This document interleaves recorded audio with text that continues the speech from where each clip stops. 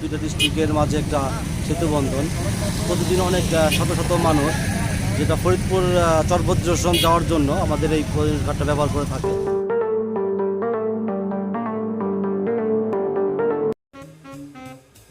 এখন আমরা আছি কেরানীগঞ্জের 3 রাস্তা মোড়ে। এখান থেকে বাবা বাজার ব্রিজ হয়ে এখানে আমরা আসছি।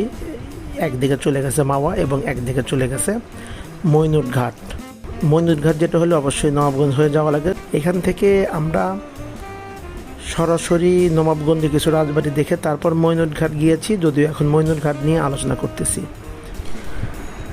ঢাকা থেকে যদি আপনারা মইনুট ঘাট দোহারে যেতে চান তাহলে দুইভাবে যেতে পারবেন।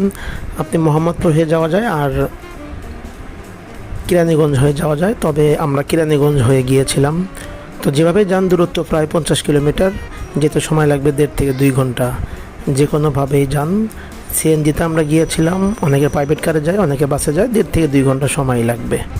বাজার ব্রিজ পার হয়ে আমরা কদমতলী বাস স্ট্যান্ড থেকে আমরা মইনুটঘাটে সিএনজিতে গিয়েছিলাম। সিএনজি ভাড়া কদমতলী বাস স্ট্যান্ড থেকে 150 টাকা, ঈদ উপলক্ষে আমরা 200 টাকা দিয়েছিলাম। মোহাম্মদপুরের বসিলা ব্রিজের গোড়া থেকে গেলেও সেই 150 টাকাই ভাড়া, তবে 200 টাকা ঈদ উপলক্ষে নিবে। রোহিতপুর হয়ে তুলসীখালী সেতু হয়ে কবি কাইকোবাদ সেতু হয়ে তারপর নবাবগঞ্জ, তারপরে হলো দোহারের কার্তিকপুর, তারপর মইনুট ঘাট, এইভাবে হলো পুরো যাওয়ার রাস্তাটা। তো 1.5 থেকে 2 ঘন্টা সময় লাগে, আমাদের সময় লেগেছিল প্রায় 2 ঘন্টা। যদিও আমরা নবাবগঞ্জে বিভিন্ন রাজবাড়ি ঘুরে গিয়েছি, এই জন্য সময়টা একটু বেশি লেগেছে। এবং কার্তিকপুরে আমরা আমাদের এক বন্ধুর বাড়িতে 2 ঘন্টা রেস্ট করেছিলাম। ঢাকা জেলার পশ্চিম দিকের শেষ থানা দোহার। দোহারের পরেই পদ্মা নদী, পদ্মা নদীর ওপারে ফরিদপুর জেলা। ফরিদপুর জেলার চরভদ্রেশন যে থানা, সেই থানাটি ওপারে যারা চরভদ্রেশনে যায় তারা এই পদ্মা নদী পার হয়ে যায় এবং দোহার হয়েই তারা ফরিদপুর যায়। এছাড়া মাওয়া হয়ে ফরিদপুর যাওয়া যায়, সেটা একটু ঘুরে যাওয়া লাগে।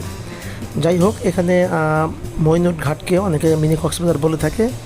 যদিও আমরা অনেক গরমে গিয়েছিলাম এবং পানি অনেক কম ছিল, আমাদের এরকম মনে হয়নি। বাট এখানে অনেক গরমে না আসাটাই ভালো, কারণ গরমে শুধু বিকালে 1 ঘন্টা ছাড়া খুব একটা ভালো সময় কাটে না। ওই রকম বসার জায়গা বা একটু রেস্টের জায়গা, ছায়ার জায়গা খুব একটা নাই। তবে শীতকালে আসলে আবার ঝামেলা হবে, পানি থাকবে না। সেই ক্ষেত্রে বর্ষার শেষের দিকে এখানে আসলে সব থেকে ভালো লাগবে এবং সেটাই আসল সময়। পানিও বেশি পাওয়া যাবে, গরমও কম থাকবে। মইনুট ঘাট যদি আপনারা যান, চেষ্টা করবেন শুধুমাত্র মইনুট ঘাট গেলে বিকেলে যাওয়ার জন্য, যেন মইনুট ঘাট গিয়ে কোনো খাবার দাবার খেতে না হয়, কারণ সেখানে খাবার দাবারের মান খুবই নিম্নমানের এবং দাম অনেক বেশি। কারণ যদি আপনাদের খেতেই হয় অবশ্যই দামাদামি করে খাবেন। সেখানে আমরা খাবার দাবার খেয়ে মোটেও খুশি নই, কারণ অনেক দাম আমাদের কাছে রেখেছিল। এছাড়া চা কফি খেতে পারেন, অবশ্যই দামাদামি করে খাবেন। যাই খাবেন, চটপটি ফুচকা যেটাই খান, মান খুবই নিম্নমানের হবে। আর এখানে নৌকা ভ্রমণ ছাড়া আসলে আর তেমন কিছুই নেই, আর খুব একটা ছায়া নেই, কোথাও বসার জায়গা নেই ওরকমভাবে। তবে বিকেলে অনেক ভালো সময় কাটে। তাই আশা করব আপনারা মইনুট ঘাট যাবেন অবশ্যই বর্ষার শেষের দিকে, গরম যখন কম থাকবে। আশা করি একদিনের জন্য খুব ভালো লাগবে আপনার এই জায়গাটা। তবে দুপুরে গিয়েও বিকালের সময়টা কাটিয়েও ফিরে আসা সম্ভব। তোমার কেমন লাগতেছে বলো? আমার অনেক মজা লাগতেছে। মজা লাগতেছে? কিন্তু প্রথমবার চালাবো, একটু ভয় লাগে, এখন মজা লাগতেছে। আমি পদ্মা সেতুতে মামা ভবন দেখতে আসছি। না, মইনুট ঘাট, মইনুট ঘাট। হ্যাঁ, মইনুট ঘাট দেখতে আসছি। আজকে সারাদিন কেমন মজা করেছো? আজকে সারাদিন অনেক মজা করেছি। একটা রেস্টুরেন্টে খাইছি, খাওয়ার পর ঘুম পাইতেছিল, আর এখন নদীর কথা শুনছি আর ভালো লাগতেছে। ওকে।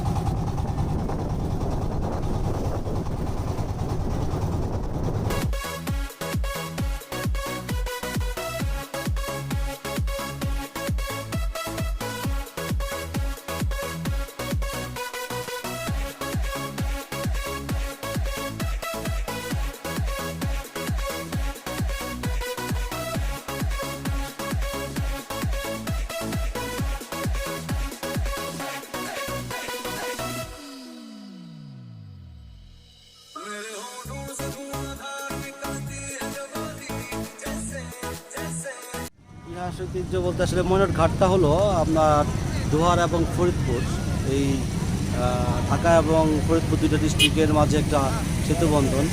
প্রতিদিন অনেক শত শত মানুষ যেটা ফরিদপুর চরভদ্রেশ্বর যাওয়ার জন্য আমাদের এই মইনুট ঘাটটা ব্যবহার করে থাকে।